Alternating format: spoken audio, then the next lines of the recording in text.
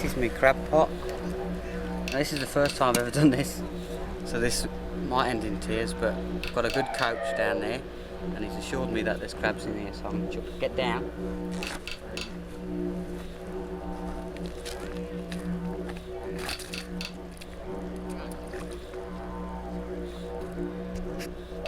While he was setting his net, Marshy's crabbing mentor Augie had found one to show him.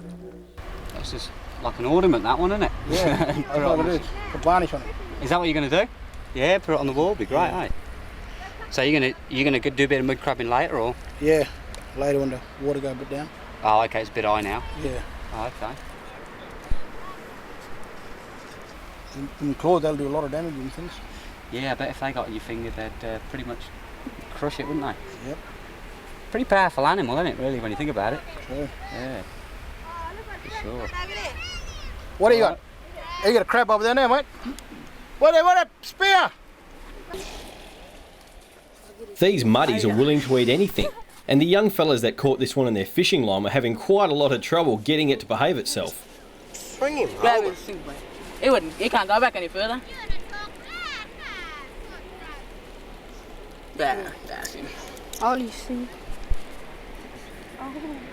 Yeah. Yeah, we're back. Take him over then. Show him. Show him up. On a...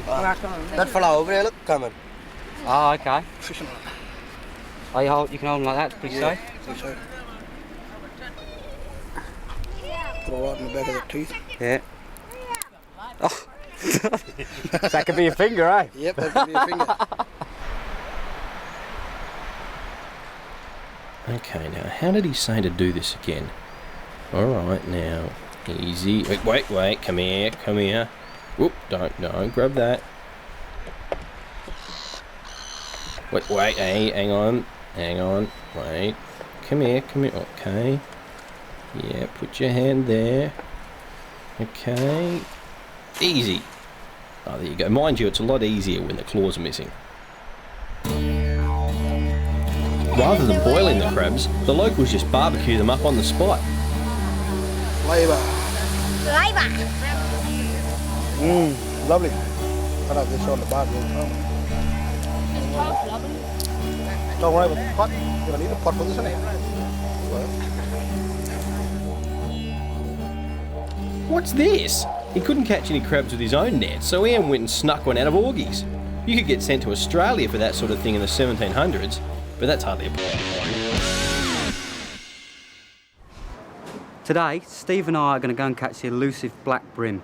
Now, there's no one better than Doug Clegg, WA's own guru on the Swan River. So I'm going to go in and see if he can give me some tips. G'day, Nick. How are you, mate? Good, mate. Leggy! Marshy, you old scoundrel. How you going? Oh, fantastic, mate. Great to see you. Today, this is the man, and I'm going to go and catch some black brim, I hope, with the services of Mr. Clegg. So, Cleggy, what do I need? Aha, come this way, Mr. Marshall. And black brim. What you need first, you need a little tiny split shot. A little tiny one like that.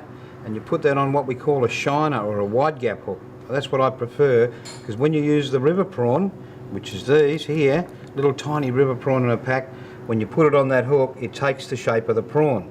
Now, prior to that, when you rig up, around about 6 kilo line, I'd suggest. Yeah, okay. Put that little split shot right down tight near your hook. Right. And as I said, not too far out. A couple of rod lengths is all you need. Okay. And just sit in that shaded area. You might get snagged. That's one of the perils of black brim fishing. Right. And patience is the most rewarding things for black brim. How many bags of these do I need? Mate, one is more than sufficient for a day's fishing for a single person. There's a couple 100 grams in there. Right. And I'd say you'd get 70 baits. Now, if you used all those, pal, you got more than your bag limit. Excellent.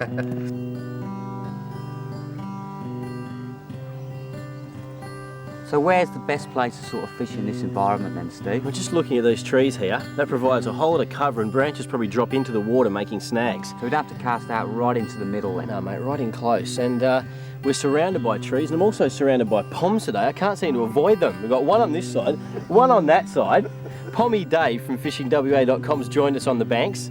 Well, we're going to show him how to do it, aren't we, Dave? Yeah, I think we might be able to show them a thing or two today, yeah. So, yeah. All right, well, it's Australia versus England, the Brim Test match. Let's get it on. Now, when we're fishing for black brim, a lot of people will tend to put the hook like that. I certainly would when I first started doing that. But what we actually do is we turn the river prawn around, we put it through the back, we just plonk it in there. It's quite fiddly because they're very, very soft, these prawns. That's it. So you get it in, thread it through all the way to the end and poke it out the bottom. And then what we do then, we make a little loop with the mono. We just slip it over the back, gently pull it in like that, and that's how it sits. And now we're ready to fish for black brim. Good start, mate. They certainly like these prawns, Steve. Whoa, oh, that's a beauty too, mate. That is an absolute beauty.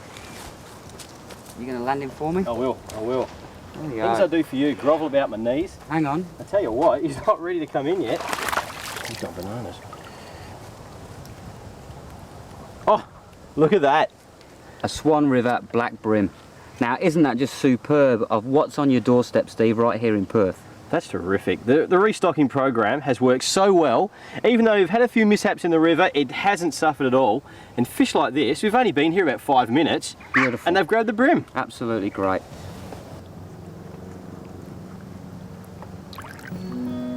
Beautiful. He's fine.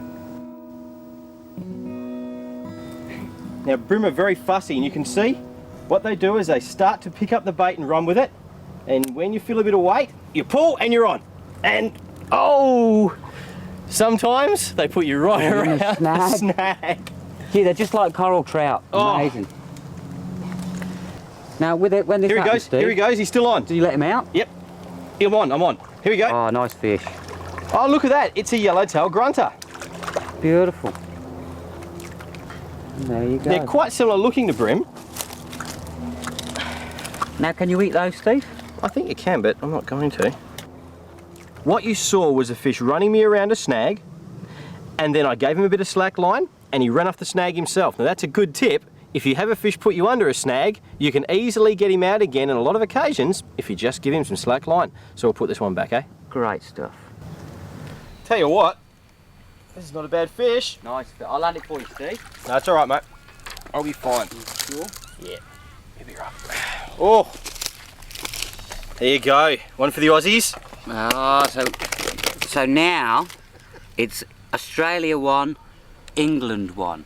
And once again, these hooks right in the scissors, that'll come out straight away. Good sized fish, though, aren't they? Oh, they're great size here. Excellent. Oh well, it's up to me and Pommy Dave to win it for the Poms. How you going there? Oh, not a problem. And look at that, tap tap. There we go. Now this one's interested, but he's only pecking at it. You have to wait till they pick it up and run with it. Now he's starting to get interested. Now just take your tip off gently, give him some slack line, see if he runs off with it. Next one, ease into him. No, too hard. So you pulled it out of his mouth there. No, he's on. He's on? He is too. He's only a little one, though. Oh, there you go. What do I know? See, the Pom strikes again. Oh, there you go. No, I don't think that counts anything more than half. Now that's a Would you little, like me to land it for you? Need the net? little tiny one. You look nice in your fish tank. Oh, go on, in you go. There you go. Come on then, son. Oh, do you no, reckon? what's this? Oh, yeah. Oh, no! Yeah. No, you can't have it. You can't have it. You can't take it. Oh, excellent. It's on the bank. It's on the bank. England 3. It's on the bank, it counts. There you go. Well, the Poms won because this is what we're good at. So, bad luck, mate. You know what I mean? Well, we told you. Come again next time. And that's it from this segment of Fishing Western Australia. He's going to throw me in. It's not going to happen. I'm going home. All right, come on, Ian. Not beat him well. That's it. Now you saw us at the Rolly Shoals there and we caught some fantastic fish, but what we did catch is barracuda, and Cleggie's promised to show me a big barracuda jaw. Indeed, indeed. Have a look at this little number here. This is about a 66 pound, to be exact, barracuda jaw. That was caught by a friend of mine, Ziggy Pazniski, in the 60s at Barrow Island, land-based. Now, that is a huge barracuda. The teeth on this are self-explanatory, razor-sharp teeth here, and a really unusual jaw. You've got double teeth inside for a cutting edge in here. You certainly don't want to get your finger stuck in there, and you're very careful when you bring these up. This top jaw tooth here, this top one here, when the jaw shuts, it actually penetrates through the bottom jaw to create a locking device, so the actual fish can lock its jaw, and if you've got anything in there, it's gone. It's history and all over. That's why these teeth are here, so when it shuts its mouth, it actually commits that amount of meat to its body, and it doesn't shut its mouth until it's swallowed that prey. So there you go, that's what you caught, and this is why you've got to be really careful when you're handling the barracuda, the great barracuda. What a marvellous fish. Usually returned to the water, not considered great eating, but certainly a wonderful, wonderful fish to look at, as you saw. Something with teeth again there, Cleggy, and I'm sure I would not have put my hand in there. No siree, Bob. What are you fishing with there, Steve? Mate, I'm shaking its head. Got me. No. That's spider line. Oh, man. It's gone. Busted me off. Well, I think it's pretty safe to say that I had a wahoo. That's wire trace, and it's bitten straight through it, 100 kilo wire. That's the sort of fish that you get at the Rolling Shoals. Quickly!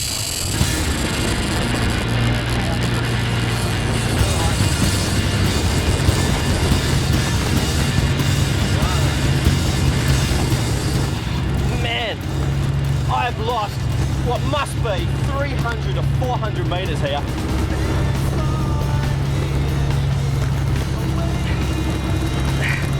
Look how much it did me by. We're still on, don't you worry about that.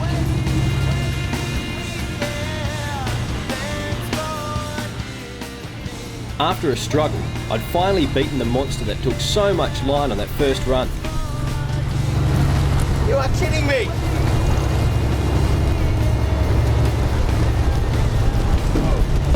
How did that fish go so fast?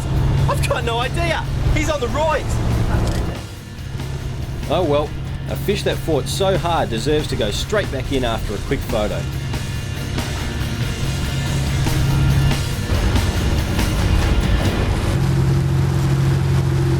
That's it, you're right on it. When trolling baits, you're constantly annoyed by these hordes of long toms, and they really are like garfish but with enormous fangs. It's like Jekyll and Hyde after you're used to the southern gars that don't really even hunt. They picked on Richard again, and what these long toms lack in fight, they certainly make up for in teeth. They're garfish on steroids, but I think I'll stick with the tuna, thanks Marshy. You can put that one back. Whew! Jeez! What on earth is this?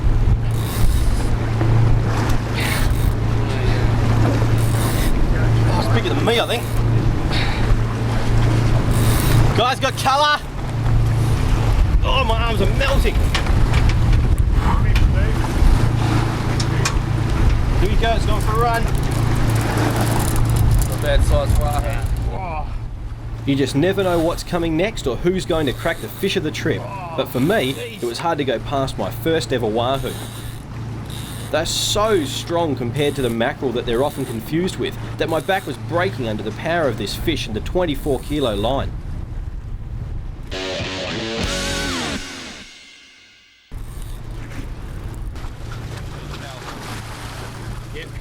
And look at that, the same lure's done the trick again.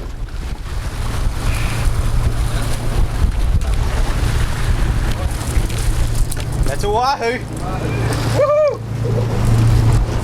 Look at that for a wahoo! Woo! That grabbed that deep running minnow, and I'm getting a shower here, so we're going to put him back.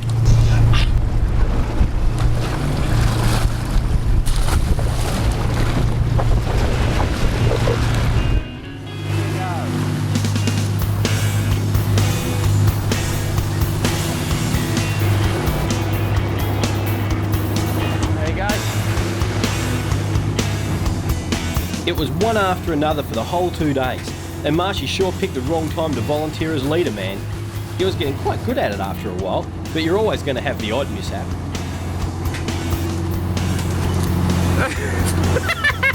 Good release. Yet another multiple hookup on tuna, but by now we're in the full swing of it all, and we had a sort of system in place to keep out of each other's way. You just have to remember to nip one, pearl one, and get those fancy feet moving in time to the tuna.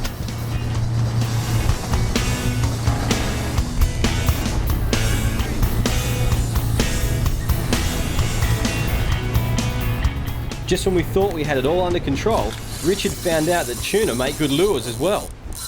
Yep, I think that's a shark on the end of that one, mate.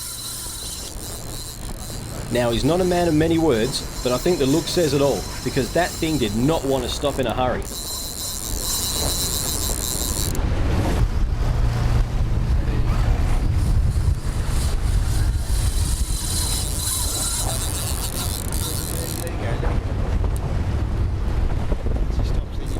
Rather than cut the line, he was determined to get his fish on board, and when it all went a bit limp, he did seem a bit relieved to have his tuna back.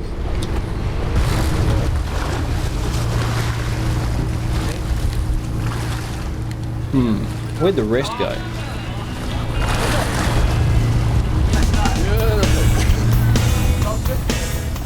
Well, the tuna didn't make it back to the boat, but the lure did. Only 2 days of work and this thing was headed for early retirement, I think.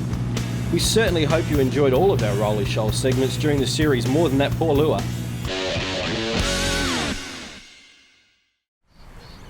Today I'm sitting here on the riverbank of the Canning River with a good friend of mine, Dennis Rogers, and we fish this all the time in the mornings and the evenings because we just love catching mullet on fly, but they're one of the hardest things to do.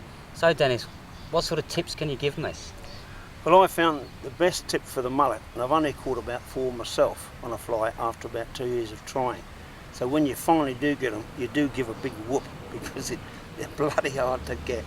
Now, I found the best time is when sort of lunchtime, when the heat is on the water, Yeah. and whatever they're feeding on, like plankton stuff, comes up and they squall and they roll and leap. So when they're leaping, it says to me that they're chasing, and that's the best time, or the only time, I've caught them on a fly. I use a size 18 hook, as you do, and sometimes 16, and I throw it right across the school and pull it as fast as I can, and hopefully one of them will make a mistake, and every now and again they do. They make a mistake, and you'll hook him. Okay. And he'll beat any trout you ever I get. bet he will too, because they're quite a nice fish. So Oh, what they move. if say we don't catch any, which we don't, but we always have a good laugh doing it. Have you got any sort of secret tips or? Well, I've got one special one, Yeah. either before or after I do this. I don't suppose you've got one, but Right. I use this, and it never seems to fail. Oh yeah. You wouldn't have one of these handy, would you? Well, actually, I have. Oh dear. So Shall we give it a go? we'll try and get them out. Here you go, Mullet. Listen to this.